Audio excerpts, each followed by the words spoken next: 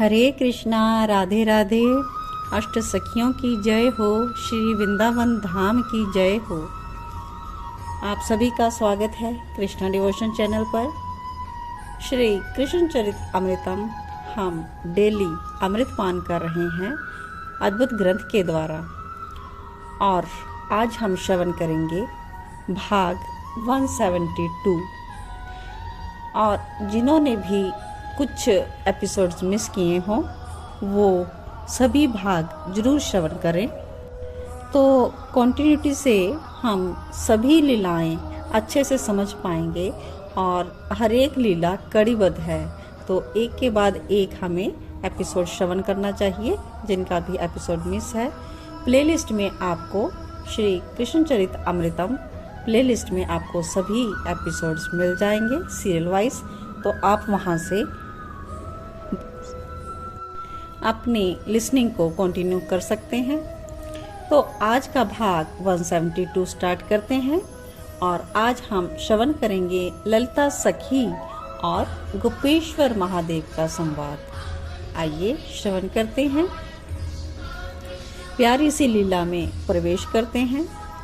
गोपेश्वर महादेव को नित्य जल चढ़ाने आ जाती हैं ललिता सखी, और महादेव इनका तो अपूर्ण आकर्षण का केंद्र बन गया है ब्रजमंडल। हमने श्रवण किया था ना, महादेव जी भी ब्रजधाम में पधारे थे गोपी वेश में, तो उनका तो आकर्षण का केंद्र है ही ब्रजमंडल। ब्रज के हर क्षेत्र में ये विराजमान हैं। कहाँ कहाँ पर? मथुरा में भूतेश्वर के रूप में, नंदगांव में नंदीश्वर के रूप में, गोवर्धन में चकलेश्वर के रूप में, और वृंदावन में गोपेश्वर के रूप में। महादेव को कैलाश मानसरोवर की अपेक्षा वृंदावन का मानसरोवर ज्यादा प्रिय है। तो आज प्रदोष व्रत लिया है ललिता सखी ने, प्रातः ही जल चढ़ाने आ गई। ललिता सखी के सामने प्रकट हो गए महादेव। बोलते हैं, क्या चाहिए आपको ललिते, मांगिए। महादेव ने वर मांगने के लिए कहा, हे योगीश्वर, स्वामी श्री जी के चरणों में मेरा अनुराग बना रहे। श्री जी की सखी, प्रमुख सखी, और मांग ही क्या सकती है, यही मांगेगी ना। महादेव ने भी कह दिया, तथा अस्तु। ललिता सखी ने सिर झुकाया और चल पड़ी वापस बरसाने की ओर। पर कुछ देर पहुंचने के बाद जब वो थोड़ा आगे गई, तो वहां पर उसने सोचा, कुछ तो रुक गई, और जो ही पीछे मुड़कर देखा तो वहां उनको लगा कि महादेव उनके पीछे चले आ रहे हैं। ललिता सखी ने रुककर पूछा, भगवान आप कहाँ आ रहे हैं? तो महादेव ने भी प्रसन्नता पूर्वक कह दिया, मैं आज तुम्हारी स्वामी जी के दर्शन करने जा रहा हूँ। ललिता सखी ने आश्चर्य से पूछा, बरसाना? हाँ। महादेव ने हाँ में सिर हिलाया और ललिता सखी के साथ ही चलने का संकेत दिया। हे ललिते, क्या युगल वर के बारे में आप कुछ बताओगी? पूछते हैं महादेव। जब महादेव ने ये बात कही तब रुक कर ललिता हंसी, फिर चलते हुए बोली, तो महादेव युगल तत्व के संबंध में जानना चाहते हैं, पर मैं क्या बताऊंगी। हे महादेव, दोनों एक हैं, पर लीला के लिए दो बन जाते हैं, पर कौन क्या है ये समझ नहीं आता।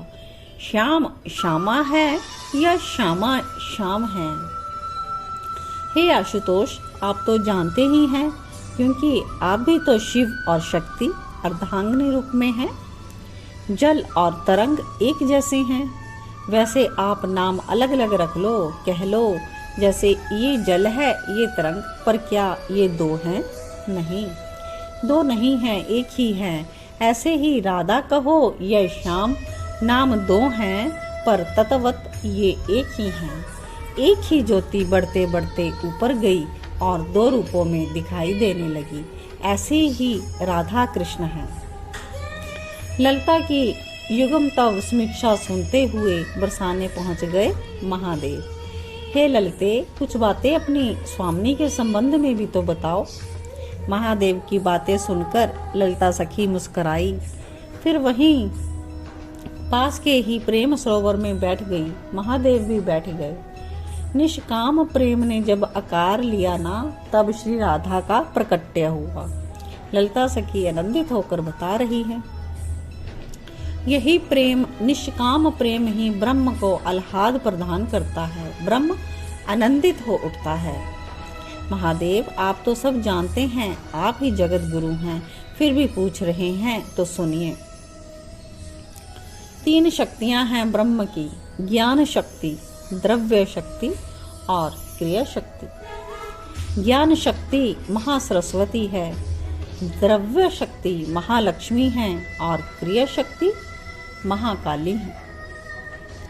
एक एक शक्ति की उपासना 3 दिन का होता है। हो गए ना 9 दिन। नवरात्रि में एक एक शक्ति की 3-3 दिन उपासक उपासना करता है 9 दिन के लिए। पर ये श्री राधा, ललिता सखी मौन हो गई और भाव सिंधु में डूब रही थी और तब उनको महादेव ने संभाला। श्री राधा रानी जो है ना, ये है आह्लादनी शक्ति। ये ब्रह्म को भी आह्लाद प्रदान करती हैं। ब्रह्म को जो आनंद की प्राप्ति होती है ना, ब्रह्म को जो आनंद मिलता है ना, वो इन्हीं से मिलता है। ये उन 3 शक्तियों से भी महान है। वो 3 शक्तियां इनकी नुपुर ध्वनि से प्रकट होती हैं। स्वयं ब्रह्म इनसे मोहित होता रहता है। नंद नंदन श्याम सुंदर नंदगांव के अपनी अट्टालिका में खड़े होकर पवन देव से याचना करते हैं कि हे बरसाने से हवा चला दे। पवन देव, बरसाने से हवा चला दे ताकि वो हवा श्री राधा रानी के पद धूल को ले आए और मेरे मस्तक में डाल दे। तो आगे ललिता सखी कहती हैं हंसते हुए, एक दिन महादेव मुझे एकांत में ले जाकर श्याम सुंदर बोले, ललिते मुझे ईश्वरता से मुक्ति चाहिए। महादेव भी हंसे। अच्छा, ये कहा श्याम सुंदर ने? हाँ, ललिता सखी हंसती रही। फिर बोली, श्याम सुंदर बोले, मैं दुखी हो गया हूँ। कभी वो भक्त बुला रहा है, कभी ये भक्त बुला रहा है, और अंतर्यामी सबके अंतर की जानना कितना दुखप्रद होता है। ललिते, इसलिए मुझे ईश्वरता से मुक्ति चाहिए। अद्भुत बात कह रही थी ललिता, प्रेम की उच्चतम स्थिति। तो महादेव ने पूछा, फिर तूने क्या किया ललिता? महादेव, तभी मैंने देखा सामने से श्री वृषभान दुलारी श्री किशोरी जो पधार रही हैं। उनको देख के मैं उनके पास पहुंची और उनके युगल चरणों की रज मैंने उठाई और लेकर श्याम सुंदर के पास आ गई। श्याम सुंदर के मस्तक में मैंने वह श्री राधा रानी की रज को लगा दिया। बस फिर क्या था। श्री कृष्ण राधे राधे राधे कहने लगे। उनका रोम रोम राधे राधे पुकार रहा था। वो ईश्वरता भूल गए, प्रेम में उन्मत्त हो गए। वो तो मेरे भी पाँव में पढ़ने लगे। ललिता भाव उन्मत्त हो गई सब सुनाते हुए। महादेव कहते हैं, अच्छा ललिता, जैसा कि मैंने कहा कि सामने से एक दिव्य कुंज प्रकट हो गया।